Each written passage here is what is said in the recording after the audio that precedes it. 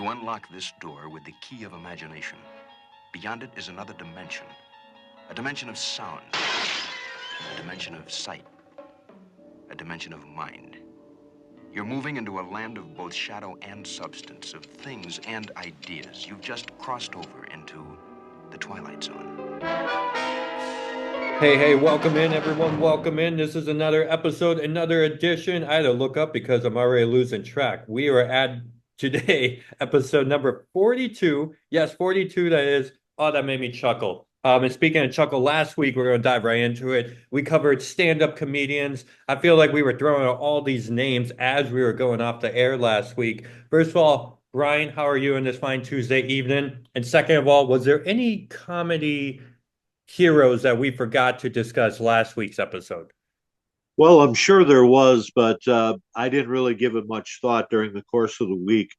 Um, I guess I would have liked to spend a little bit more time on maybe Robin Williams, who did great things in his career. Maybe not so much in the '70s, but through the '80s and '90s into the early 2000s. Of course, very sad how it ended with him. Would have liked to spend more time on Steve Martin and his stand-up work in the '70s. That's what drew me to Steve Martin in the first place. Was his stand-up was so different, so bizarre. It was a combination of slapstick jokes, banjo playing, just very very weird humor, and and the public was ready for it. It took off, and Steve Martin is still alive. He's 79 or 80 years old, something like that, and still making this wonderful TV show called Only Murders in the Building, which I believe is only on Netflix or one of those streaming services. Um, and I mean, he's still going strong, from being my favorite in the '70s to still being an icon today. Um, so yeah, I would have liked to have spent some more time on them. Maybe another episode, or when we get our good friend Steve Gelder. He was also a huge Steve Martin fan, so maybe we can talk more about that in coming episodes. Would you say that when it comes to slapstick, that him, those are the two, like Steve Martin, Robin Williams?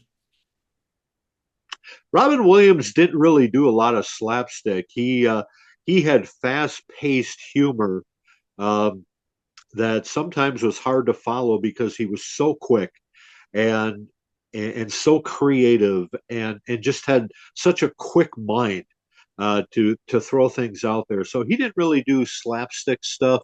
Um, he was just way ahead of his time in how fast he could think of things, whether he cut himself down or other people down or whatever the case may be. He was wonderful on Johnny Carson. Everything I ever seen him do on Johnny Carson. Matter of fact, he was the on the very last show of Johnny Carson, where there were guests involved. He and Bette Midler. Um, so he was a favorite of everybody, and uh, again, just a sad loss that he's no longer with us. And Johnny Carson, I know we talked about a lot before, a major icon when it comes to television, especially in your life when it comes to television. And today we are going to dive into that. We're going to do the exact opposite. Instead of being entertained by comedic and laughter, um, maybe something that's not so funny, we're going to flip that, do a complete 180 where it comes to being scared and kind of like the fear that television started to put on, not like in the news and all, like in a form of entertainment when it comes to certain movies, certain TV series, maybe even books. Today, I know it's not Halloween season. We just celebrate Valentine's Day, but we are going to kind of dive into more of a scary, spooky episode, whatever you want to say. When it comes to like the first time you were scared and remember seeing something scary, a monster or a ghost, whatever the case is, do you remember this? Like your age? What's your earliest memory of seeing something that you're like, oh, I don't like that. That's scary. Well, being scared is, well, first of all, real life is scary enough. I think we all would agree on that. Um, so to read a book or to watch something on TV, or hear somebody tell you a scary story, um, that kind of that's more entertainment, I guess. It's wanting to be scared on purpose. I mean, we're all scared enough in real life, like I said, and we have fears and anxieties and stuff of that nature. But to read a scary book or watch a scary movie or show on TV, that's being scared on purpose. And a lot of people really like that. They get an adrenaline high by being scared on purpose. So, um, I wanted to get that out of the way first because that's the premise of the show today is being scared in the 70s.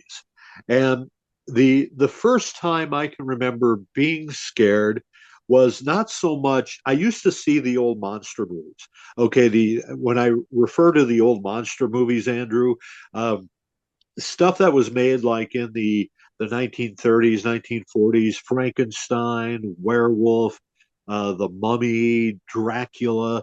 Those were all things. They were all monsters, um, but they didn't really scare me because I knew monsters weren't real. Even when I was a little kid, I knew monsters weren't real. If I watched a movie about Frankenstein or Dracula, I knew that I wasn't going to have to go to bed at night and worry about Frankenstein being in my closet or Dracula.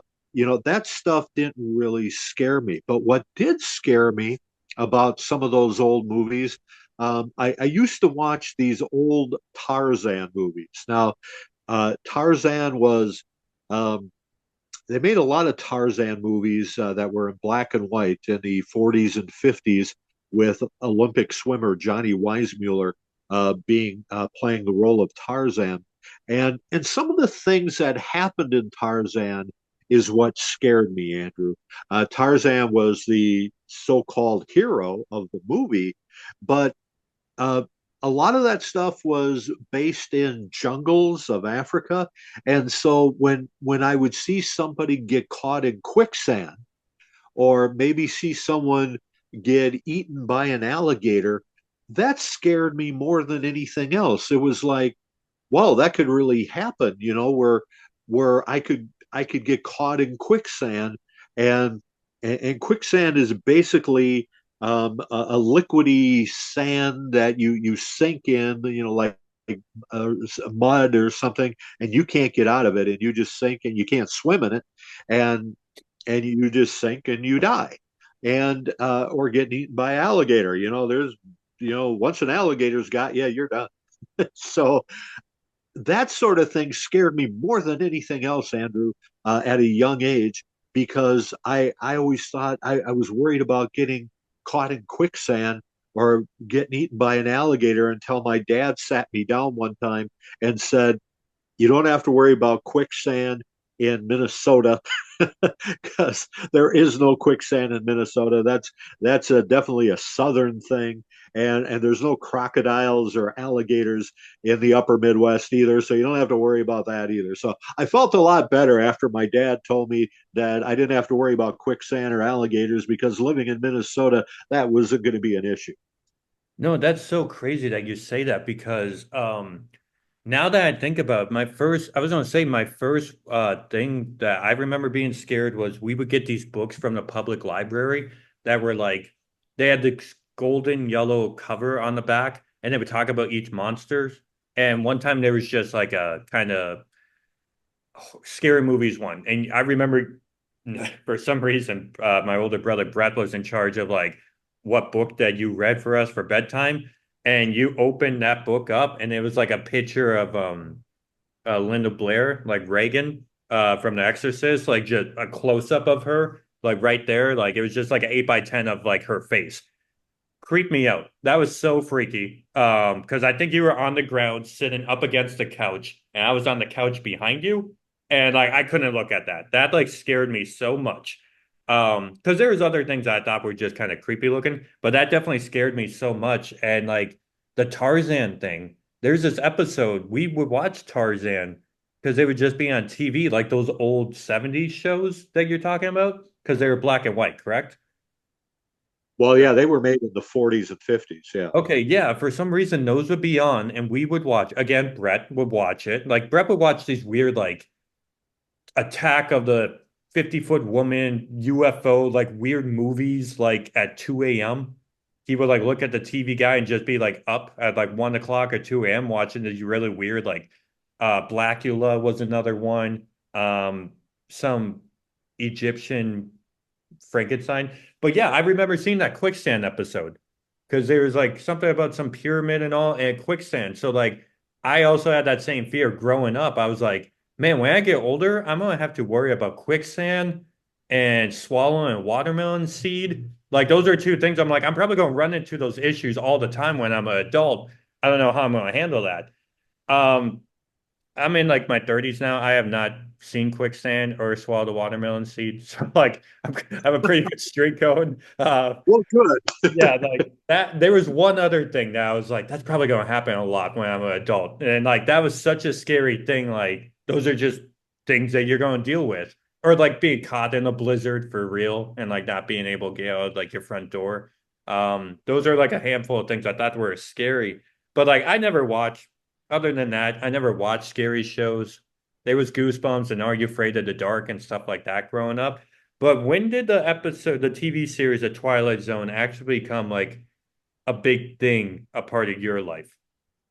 Well, the Twilight Zone actually started before I was born, in the late 50s, I think, early 60s. It was still black and white back then. So I'm guessing it was in that time period. So the episodes of The Twilight Zone that I saw were already reruns. And I was pretty little to kind of, absorb what was going on. The thing about the Twilight Zone is it was a lot. Rod Serling was such. He was the creator of the show. He wrote a lot of the episodes. He hosted the show, narrated the show, and he was way ahead of his time. And a lot of his shows were based on science fiction. So even though it would mess with your mind a little bit, you knew that it really couldn't happen. Um, and even nowadays, when I look back at episodes of the Twilight Zone, because you pretty much can see the Twilight Zone on some TV channel every night. And you ever notice that they only showed the Twilight Zone at night? They never show it during the day because they want people to be freaked out.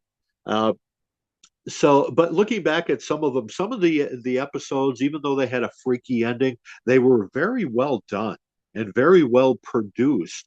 And Alfred Hitchcock was another one. I never really watched his episodes that much. He produced movies like Psycho and The Birds and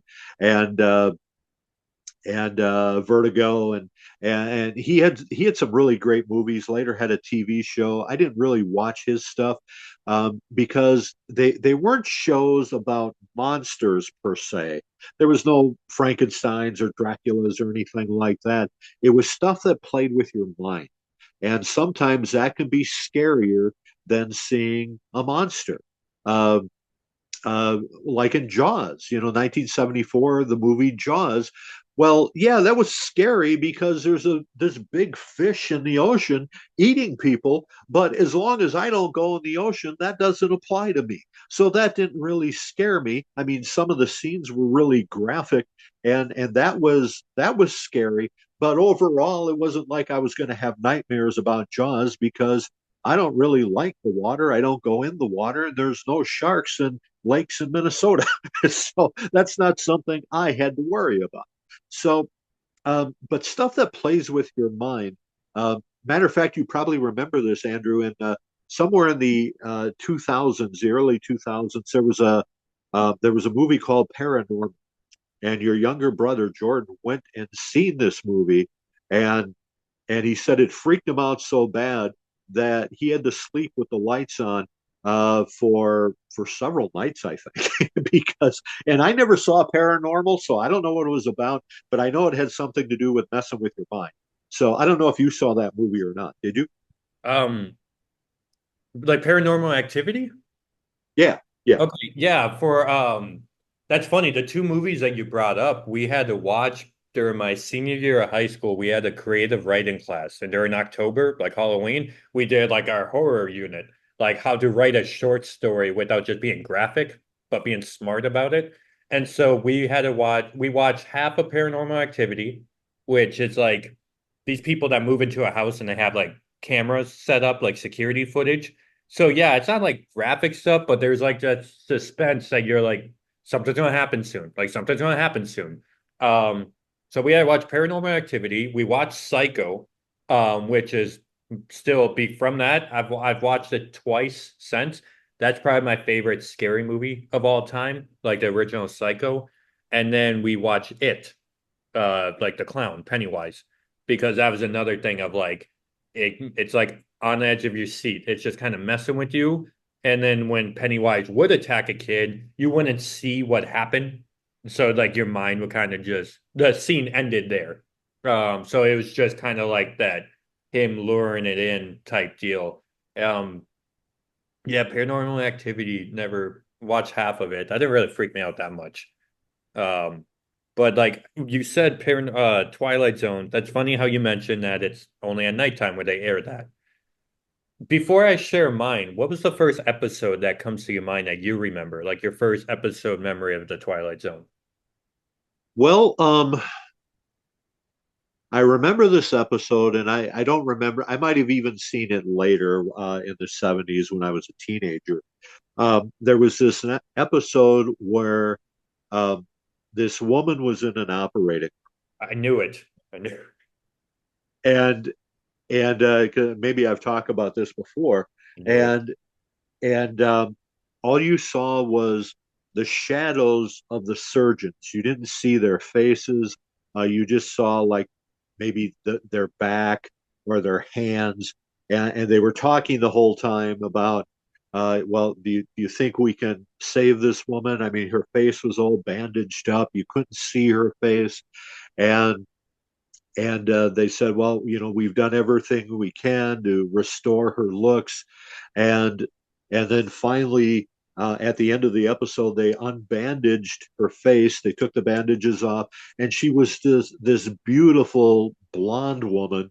And they gave her a mirror, and she freaked out and started screaming, "Oh no, no, no! Why did this happen to me?" And then they finally showed what the doctors looked like, and everybody had these disfigured faces because that was the norm of whatever planet she was on, and she no longer looked like those people who were very hideous and disfigured, because she was in an accident and now was this beautiful blonde lady, but that wasn't the norm. It was the total opposite of what our society is. And I just remember thinking, it wasn't scary at all, but it just really made you think on how society accepts you to look a certain way, and what happens if that should be reversed.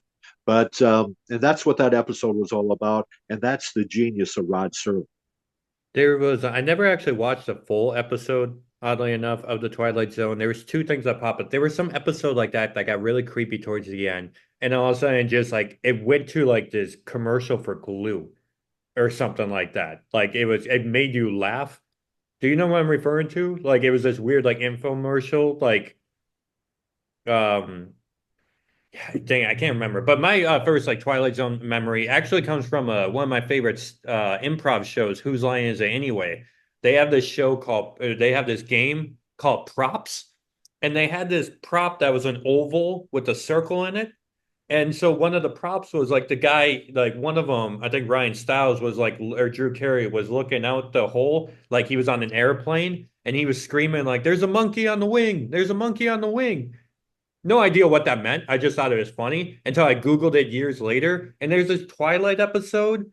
I don't even know if it's a monkey, but there's this guy like pretty much on the plane who like freaking out because he sees somebody like on the wing, like in this bear mask. You know the episode I'm referring to, right? No, I guess I don't. I haven't seen this one. Man, it's so like because yeah, every time I'm on a plane now, I think about that. Like that I'm gonna look out and see like it was called Nightmare at 20,000 feet. And it Okay. was like this really weird, like, I don't know if you can see this. The guy would look out the plane and it was like this weird, like Yeti type monkey looking creature on the wing. Okay. Yeah, and then they would just like appear like right in the window, like at him.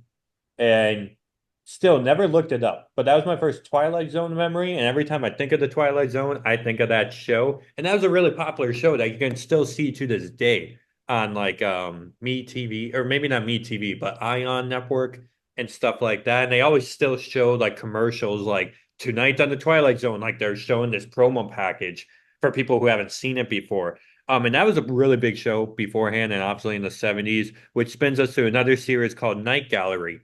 I never actually seen Night Gallery. Was that more so of like Twilight Zone type, like random Well, episodes? yeah, Rod Serling hosted Night Gallery as well. Now, this used to be on, I don't remember what day of the week it was on, but it was on NBC from 1970 to 1973. So it was on for 3 seasons. And where the Twilight Zone kind of touched more on science fiction, Night Gallery focused more on the horrors of the supernatural. Um, and by that, I mean, um, Rod Serling used to start each show. He used to the Night Gallery used to be on for an hour, and they would have three 20-minute episodes to fill up that hour. So it wasn't like there was one hour show. It was three 20-minute shows within the hour. So Serling would start each show or each 1 hour show by showing three paintings, and he would say that each painting captured on canvas, suspended in time and space, a frozen moment of a nightmare. So you would look at these paintings, and then he would go into the episode, and by the time you got to the end of the episode, they would go back to that painting, like you would see somebody running, or with this weird look on their face or this scared look on their face, and then they would go back to the painting. So the episode would start with a painting and end with the painting. The episode explained the painting. So it was a unique concept, and in some of the Night Gallery shows, I can remember one where this guy met this girl, uh, and went to the woods. She lived in the woods somewhere in a cabin with her parents, and he went and with this girl and met the parents, and I can remember the parents had like um, they had like this red stuff all over their fingers, and they explained it as saying, oh, they were picking berries, and they were canning berries, and getting ready for the fall and stuff, and it seemed like a logical explanation. Well, it turned out later that that was blood on their fingers. um, but what the guy didn't know is, as it was getting towards nighttime and there was a full moon, this girl kept saying, "Okay, you got to go now. You really have to go now. It's not safe in the woods." Well, eventually, he said, "No, I'm fine. I'll stay with you." She said, "No, you really got to go." Well, as it got dark, you could hear wolves howling in the distance, and so he decided that maybe he should get going, that it wasn't real safe to be there if there's wolves out there, and I don't mean werewolves, I mean actual wolves. And all of a sudden you see him running through the woods, and there's two wolves that are chasing after him. Well, it turned out those two wolves were the parents, and they had turned into wolves, and and they dragged this guy down, and they were going to kill him, and then this white wolf comes and scares the other two wolves away. Well, the white wolf was the girl that he was interested in, and she was getting her parents off of this guy so he could get away. And it was really this mind-boggling episode. and it made total sense at the end, but during when it was happening, you didn't know what was going on because it was, again, it was messing with your mind. It was horror of the supernatural is what it was. And and there was another episode where this guy created this military robot, and then the robot killed the guy. And I don't remember how that one ended, but that's what the Night Gallery was all about. It was like the Twilight Zone, only there was 3 20-minute episodes within the hour, and they were all very well done. They all freaked you out, and because you kind of wondered, could this stuff really happen? This wasn't Frankenstein or Dracula or the werewolf or anything. This was stuff that messed with your mind and kind of made you freak out for a night or two, and maybe have trouble getting to sleep because you watch this stuff willingly, and all of a sudden it's still in your mind. Like I just recounted this episode that I saw 50 years ago, and I still remember it. So it's stuff like that that you willingly go out to make yourself scared by watching shows like this, and they stick with you for a very long time. Speaking of TV shows that kind of mess with your mind and like you're not really sure like how realistic it could be, and maybe it could be realistic, comes movies. Made for TV movies, I should say. Night Gallery then brings us to this movie I'd never even seen called The Night Stalker. Was this the first like made for television movie? Obviously, there's commercials, and so you get that interruption for a breather. But is this the first like scary thing you remember seeing on like a movie that you saw on television? It's the first one I remember seeing. I mean, I'm sure there were other made-for-TV movies that were scary. Uh, I don't really remember them now. There was one before I talk about the Night Stalker. They made a movie in the early '70s called The Gargoyles. Uh, Now, you probably remember a cartoon from Disney in the '90s called The Gargoyles. Uh, your older brother was a big fan of that show. I think we even had a board game that was based on playing a VHS tape, for the Gargoyles. But the Gargoyles was an actual movie um, that had religion based in it, and they kind of made you think that these gargoyles came about every hundreds of, I don't remember, every 300 years or something like that, and and they came to populate the earth and take over the earth, and that movie really freaked me out because that's something that I thought could actually happen. um, I don't really want to go into the movie because it's kind of a sacrilegious movie in a way. There's lots of biblical references that I remember. Um, it's sort of a demonic movie, and but it really freaked me out for a long time because I thought it was something that could actually happen, where there would be a gargoyle at the foot of my bed, and that was a scene in the movie where somebody was sleeping and he thought he heard something, and all of a sudden you see this gargoyle at the end of his bed, and man, that freaked me out for such a long time. That's one of those things where I couldn't go to sleep because I thought that was actually going to happen. So Gargoyles was certainly.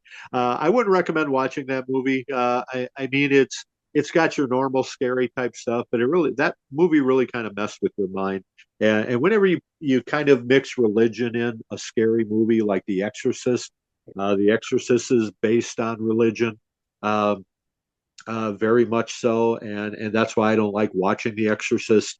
Uh, I've seen the edited version on TV. I've never seen the actual movie unedited, and that's fine because I don't need to see that.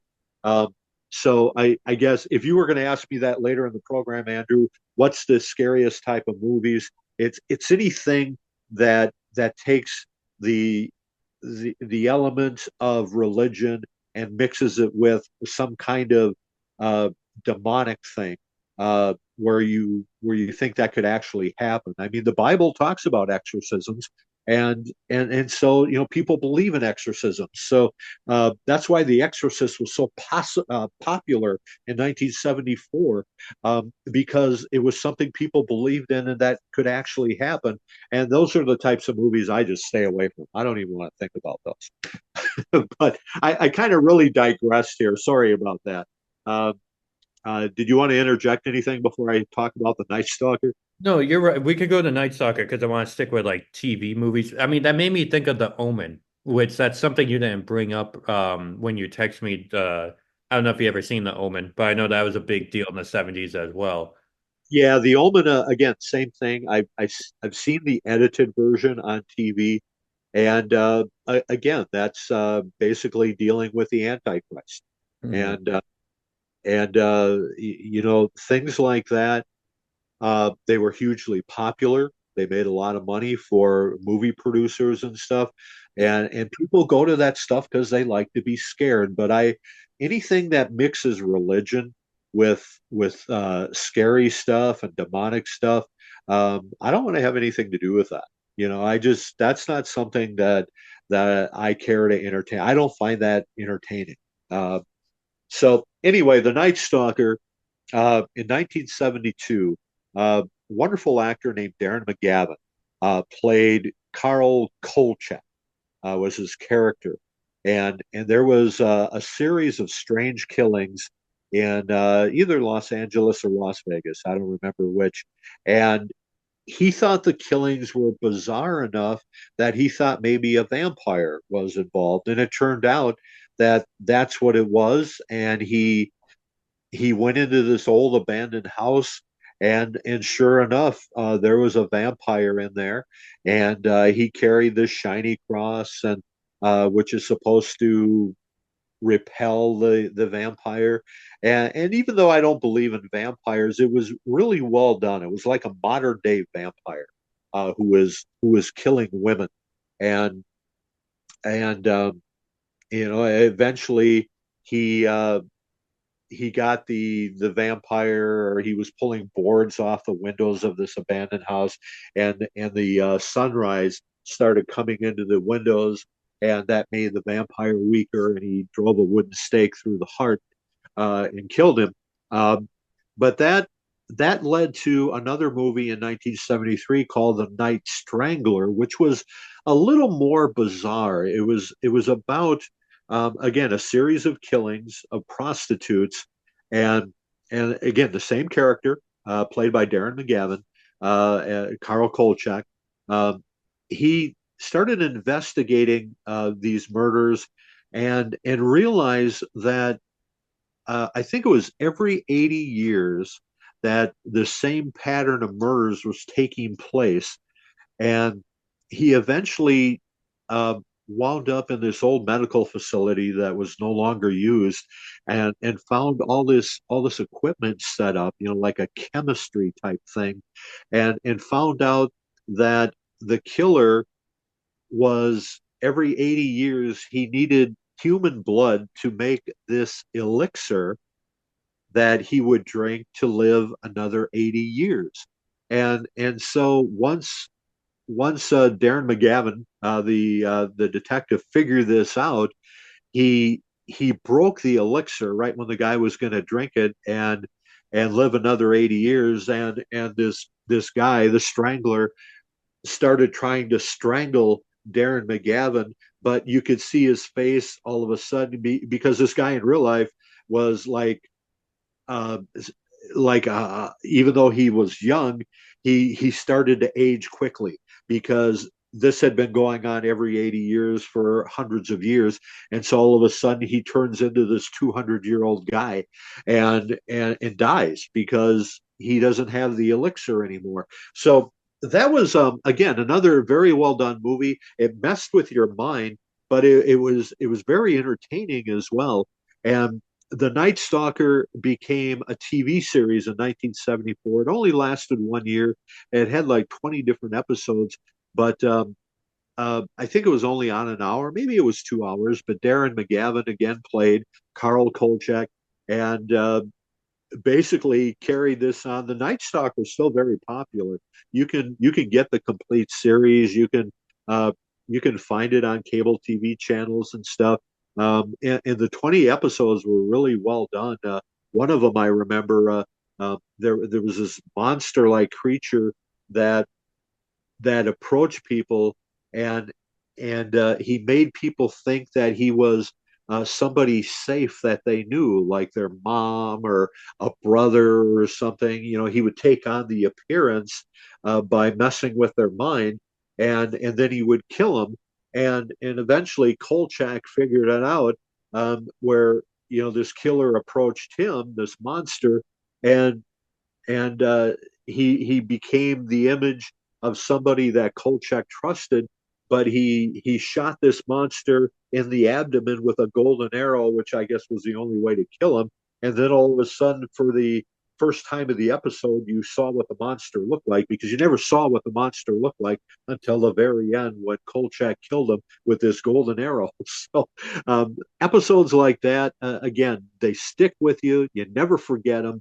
And it was just fun to watch some of these shows in the 70s, because you watched them because you wanted to be scared.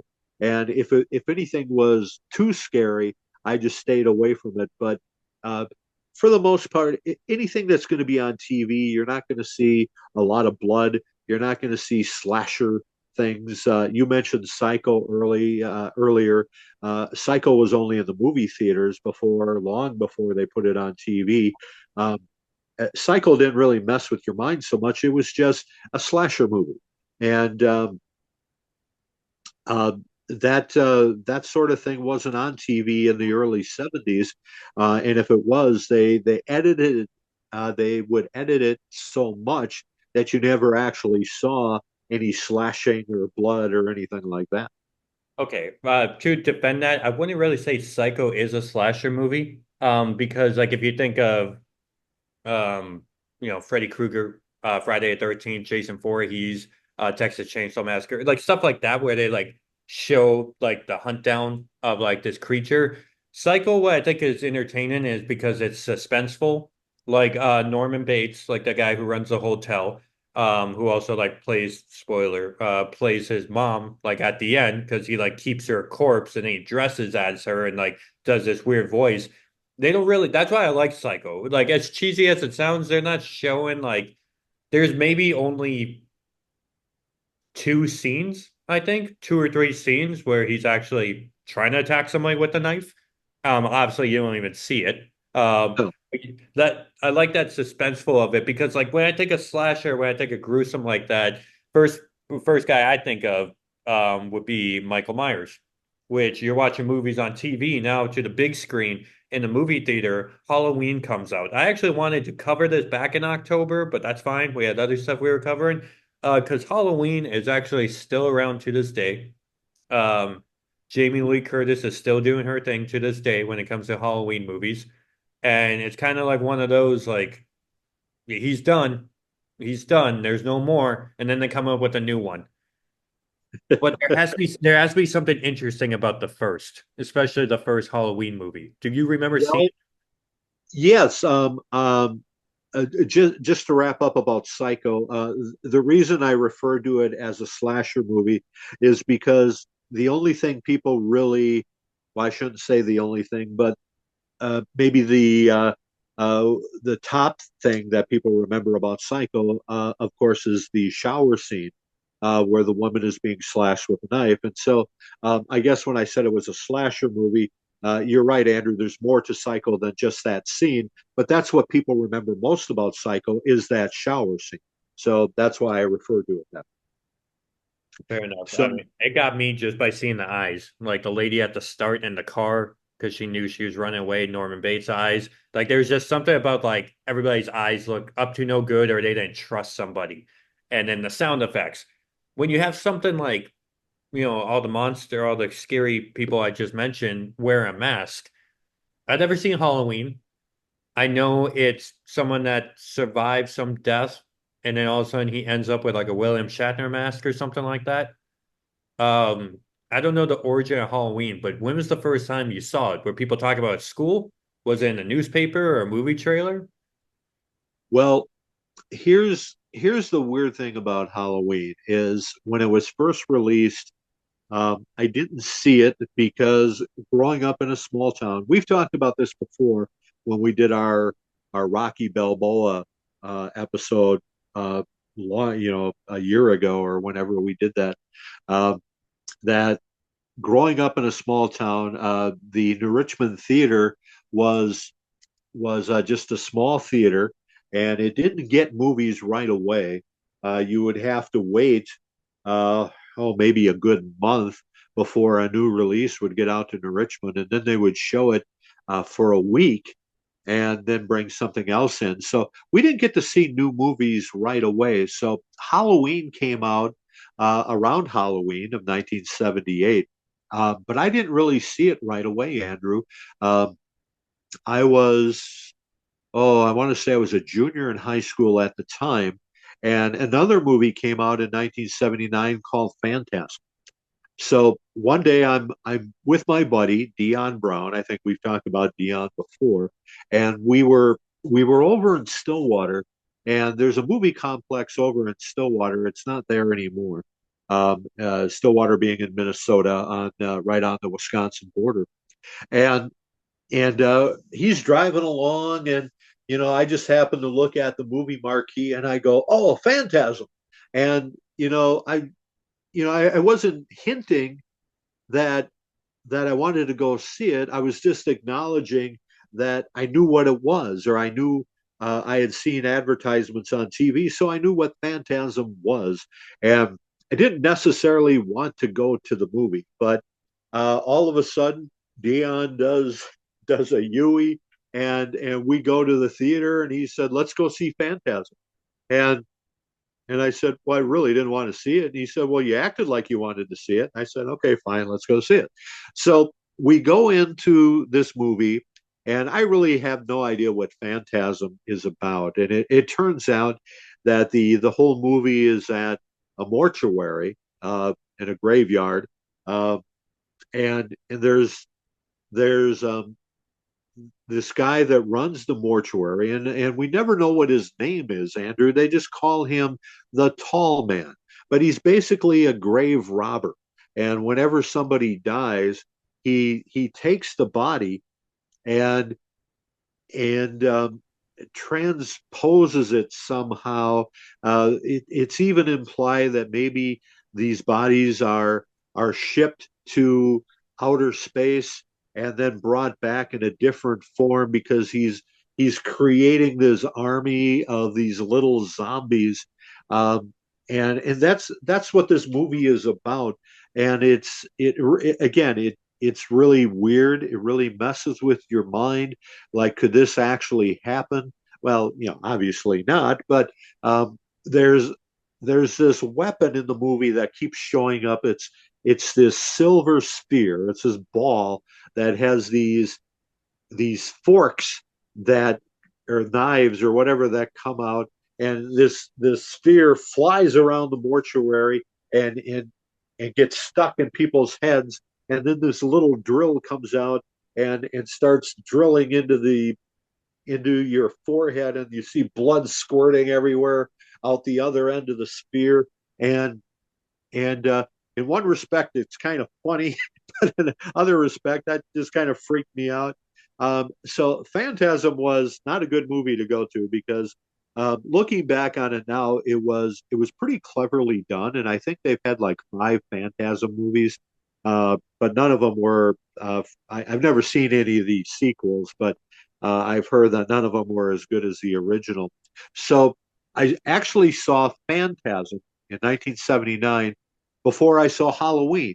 By the time Halloween came to the New Richmond Theater, it was in 1979, early in 79. And again, so my buddy Dion Brown, he said, "Let's go to Halloween." All right. Another scary movie. Didn't really want to go. Um, but I remember halfway through the movie, he said, "Are you doing okay? You doing okay?" And I said, "Yeah, this is all right. This isn't like Phantasm that messes with your mind. This is just a mad slasher movie, and I can deal with that." So actually, Halloween, um, the very first Halloween, I think only had three killings in it, where all the sequels and subsequent movies of Halloween. I don't know how many Halloween movies there have been. There's like three killings in the first 10 minutes. Well, in the first Halloween, there was only three in the whole movie. Where Michael Myers, who plays an escaped psychiatric person who goes back to the neighborhood.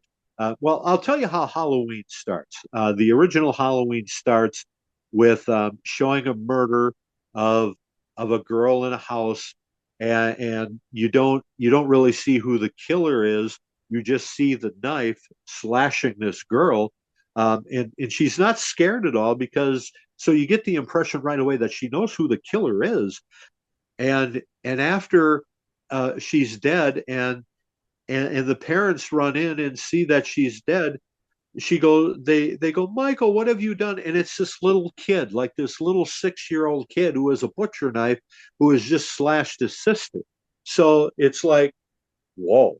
So that's what this movie is about. It's going to be about a 6-year-old kid who's killing people.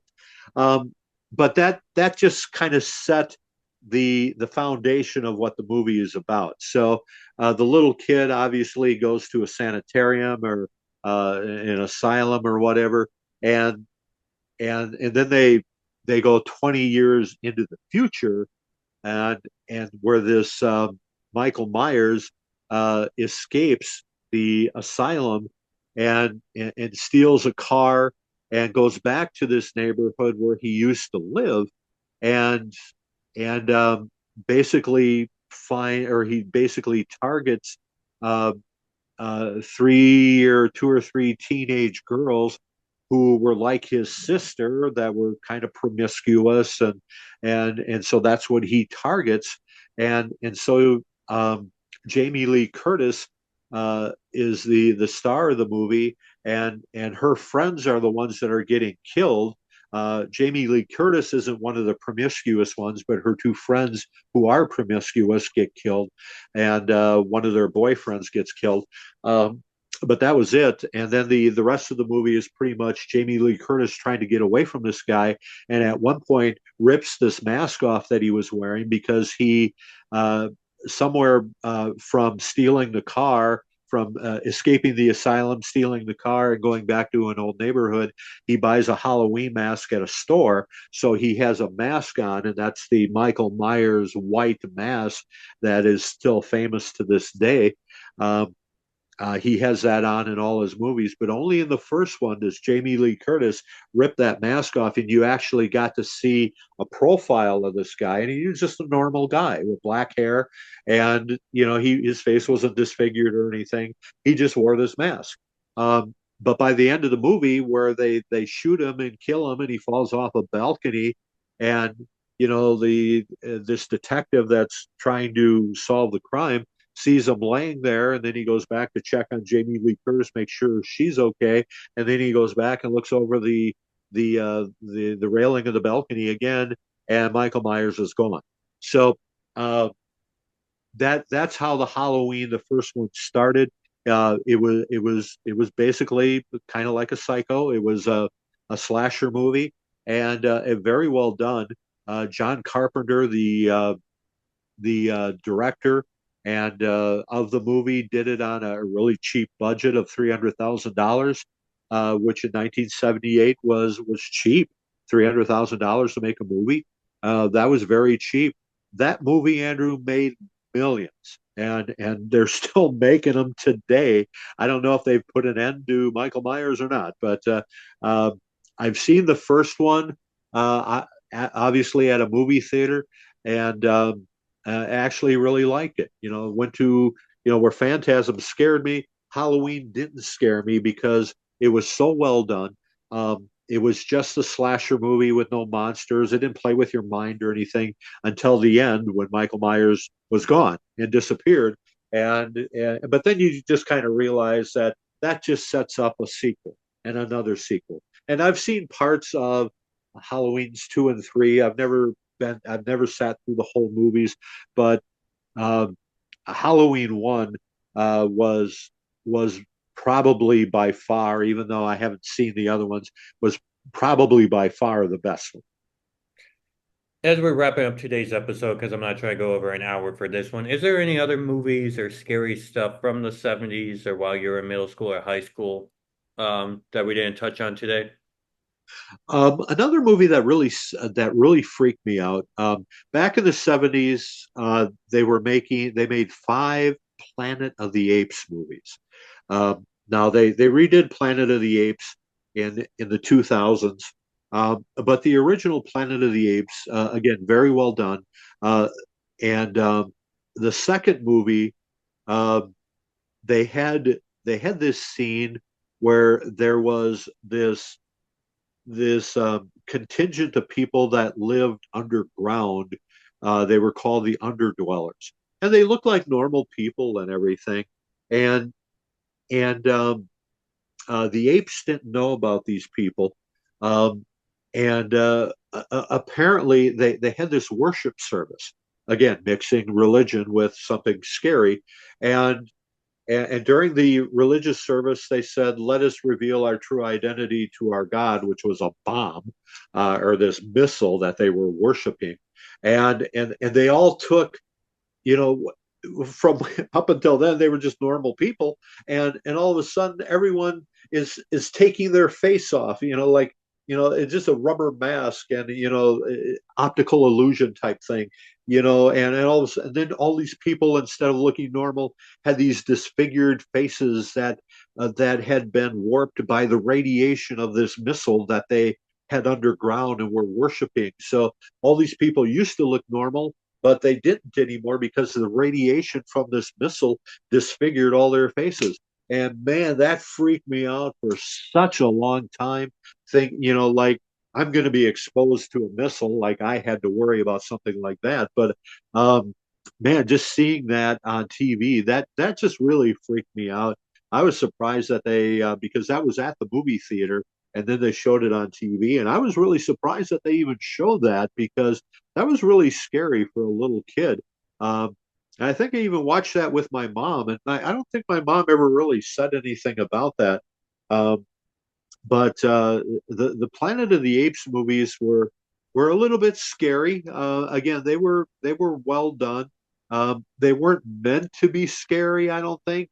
But that would be another one, and I'm sure there's others. I didn't really go to movie theaters to see scary movies other than Halloween and Phantasm, and I saw Jaws at a theater. Um, but Again, a shark affecting me was not an issue. So, and even Phantasm and Halloween, they weren't movies that gave me bad dreams or made me worry about going out at night or anything. I just uh, not really worried about someone walking around with a butcher knife and a mask. So even though that stuff does happen, I mean, I'm not making light of it.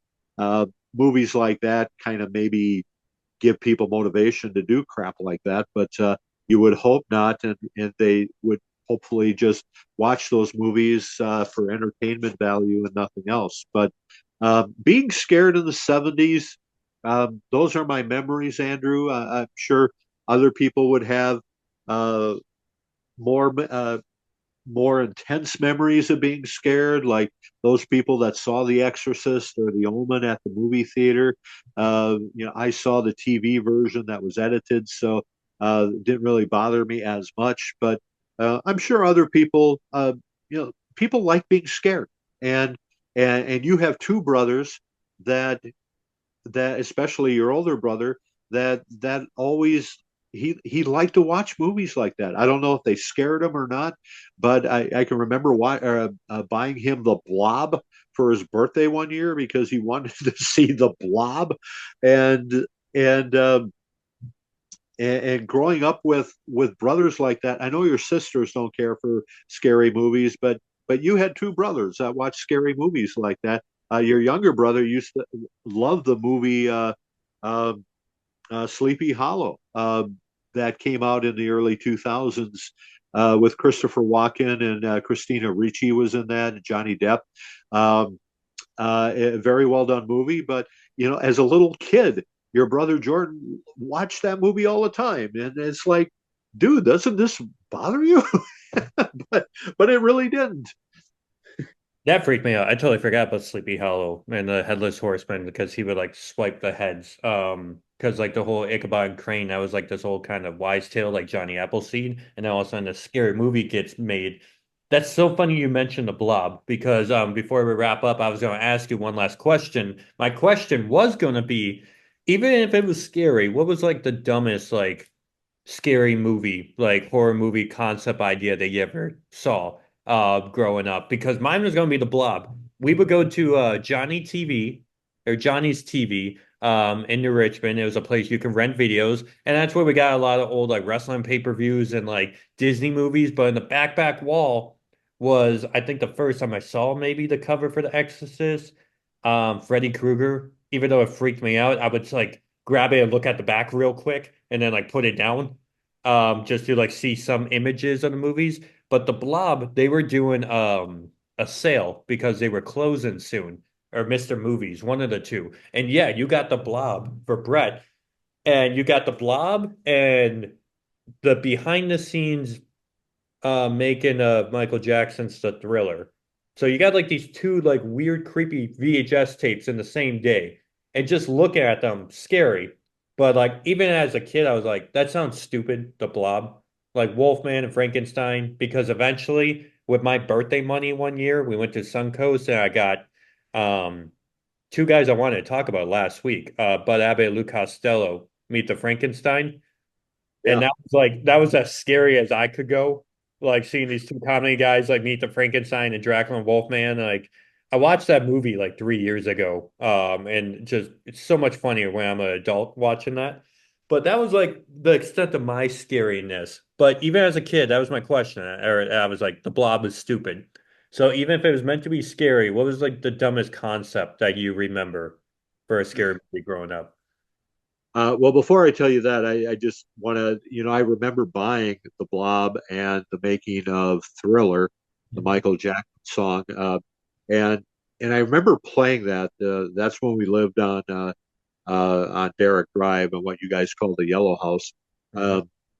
um, and I played that, and your sister Tara was, I don't know, maybe 3, 4 years old, and she saw Michael Jackson transform into this werewolf, and I don't know what I was thinking to even let her, or to why I was even watching this. She was standing right there, and she, you could see her literally have a panic attack because she was standing right in front of the TV and saw this when Michael Jackson turned into this werewolf, and I thought, oh man, that was so stupid, and I shut it off quick and got her out of there. And just tried to get her mind on something else, and I thought, how stupid. So people never watch, don't let your 4-year-old kid be exposed to something like that. I don't know what I was thinking when I let her see that, but yeah, that was really dumb. So, the stupidest thing I ever saw, Andrew, would be something. It was a cult movie in the '70s called Attack of the Killer Tomatoes. I knew it. I knew it. I saw that at Pomida one time. Like, Man, it was.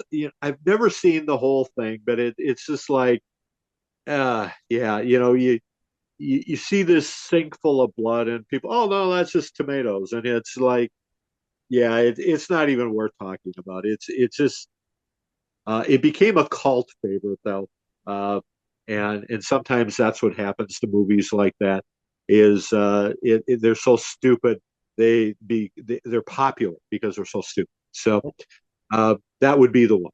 and there's things that like that's funny how you mentioned that. If something freaked me out so much as a kid, I never went back to watch it.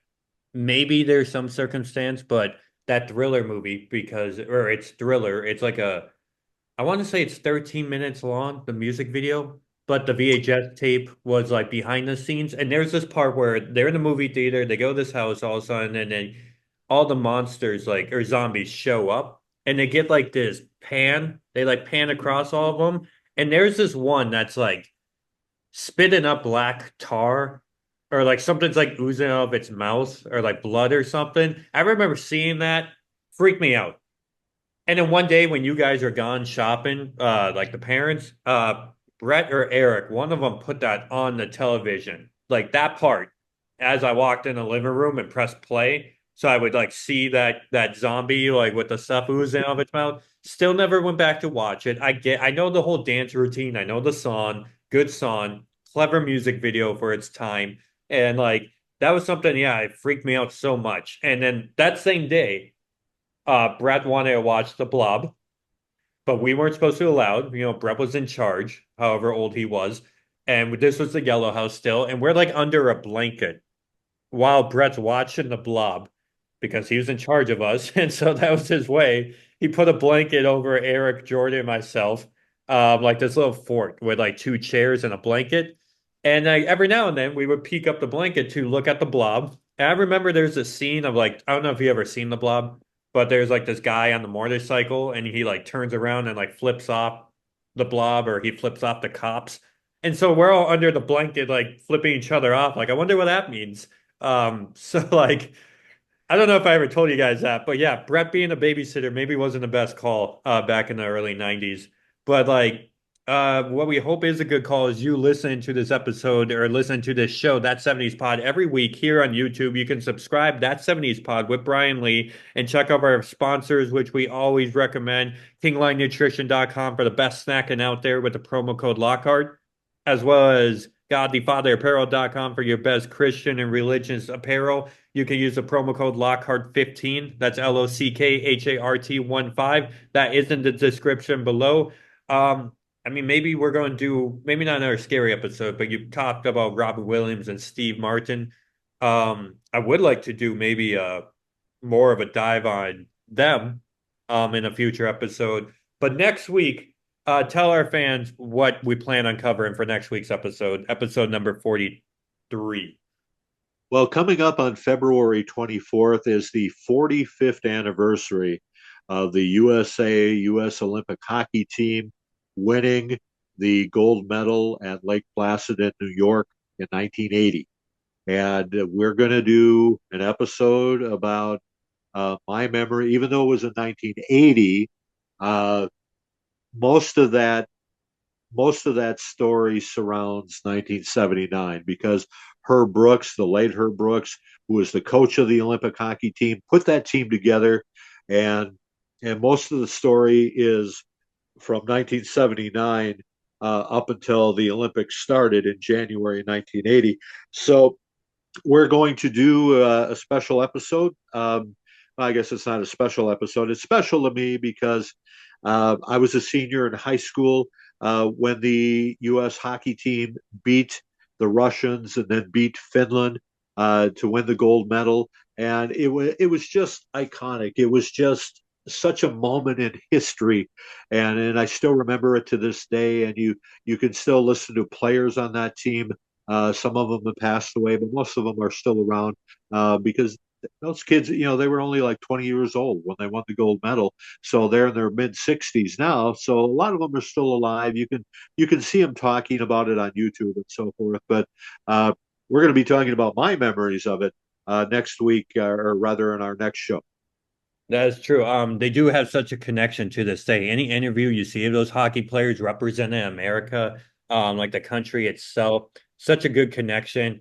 And they did make history. And I'm proud that we have this connection because you and I, father and son, just real quick to on a personal moment. I was thinking about this the other day of like having these like going to school or wrestling, like being my wrestling coach or driving wrestling tournaments or football, bowling. When I moved to Houston, when I got my first job, first car driving. And now this is like another chapter, I guess, also history for us.